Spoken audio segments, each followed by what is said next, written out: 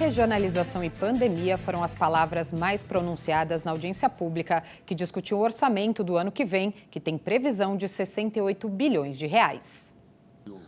Exatamente por causa da pandemia, a audiência pública, que vai orientar a Lei de Diretrizes Orçamentárias para 2021, foi mais uma vez realizada de forma virtual.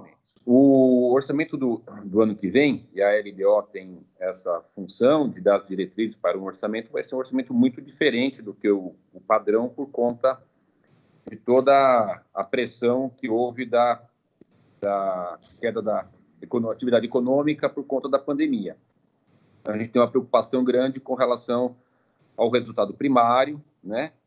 E é o quê? É a relação da arrecadação com o gasto. Então, o que está apresentando a Fazenda com relação ao resultado primário é um déficit de 6,7 bilhões. Não é pouco, é muita coisa. Como resultado nominal de 9 bilhões. Não é pouco, é muita coisa. Que isso pode impactar em todas as ansiedades que a sociedade tem, que a gente teve aqui participação desde a Brasilândia, Cidade Ademar, Grajaú, enfim, a cidade toda preocupada com as questões. O relatório de auditoria do Tribunal de Contas do município apontou a necessidade de algumas alterações no projeto da LDO. O objetivo do trabalho do Tribunal de Contas com relação ao PLDO é justamente esse: melhorar o projeto de lei, né, de forma concomitante, ou seja, antes do projeto virar a lei. Tivemos bastante dificuldade em sistematizar isso, justamente porque no âmbito do município a gente tem muito mais dependência das decisões do Tribunal de Justiça de São Paulo do que propriamente das decisões dos tribunais superiores. A maior parte do valor previsto para o orçamento do município apresenta destinação fixa. Na verdade, 80% do orçamento já vem determinado para onde ele vai. A parte livre para decisão do gestor, do governante, é muito pequena. Me parece essencial que a Secretaria da Fazenda nos aponte quais os esforços que estarão contemplados na nossa lei de diretrizes e no nosso novo orçamento para o ano que vem, quanto às reclassificações ou ampliação das classificações, permitindo, inclusive, a regionalização do nosso orçamento. A crise provocada pelo coronavírus esteve no centro de muitas das reivindicações apresentadas. Para o ano de 2021, é necessário um aporte de financeira para a questão educacional, que no caso a gente tem que preparar as questões sanitárias e também a preparação dos professores nesse novo espectro aí de aula, né? A produção cultural, que sempre foi destaque na capital paulista, também pede ajuda para superar as dificuldades provocadas pelo Covid-19. Esse texto da LDO deveria constar a execução obrigatória dos planos municipais da cidade que já existem.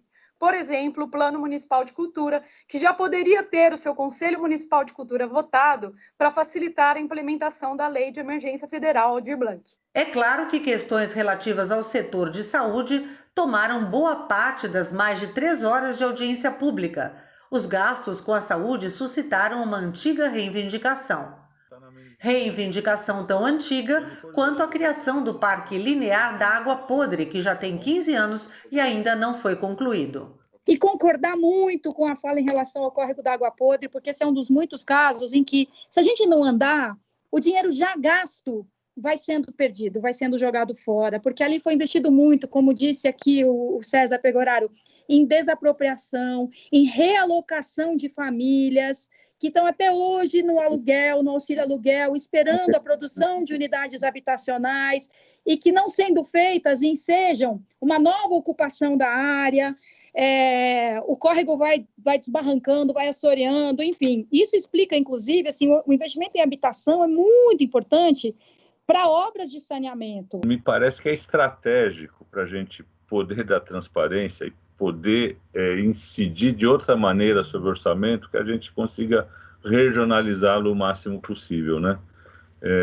E isso não me parece tão difícil com o que a gente tem de recursos tecnológicos hoje em dia. Mas, infelizmente, é sempre um princípio que chega na peça orçamentária e não se realiza. A gente tenta melhorar a cada gestão, a cada momento em que a gente tem alguma possibilidade ou alguma importância que seja apresentado de melhor acompanhamento e melhor explicação dos dados. A gente lançou esse ano o Orçamento Cidadão, que é uma cartilha que busca trazer de uma forma um pouco mais palatável, mais amigável, os termos do orçamento, então como ele funciona, de que forma que é integrada a questão do planejamento orçamentário, desde um instrumento maior que você teria, que é o plano plurianual, a interação disso com a LDO e com a LOA. Ele está disponível na página do orçamento da Prefeitura.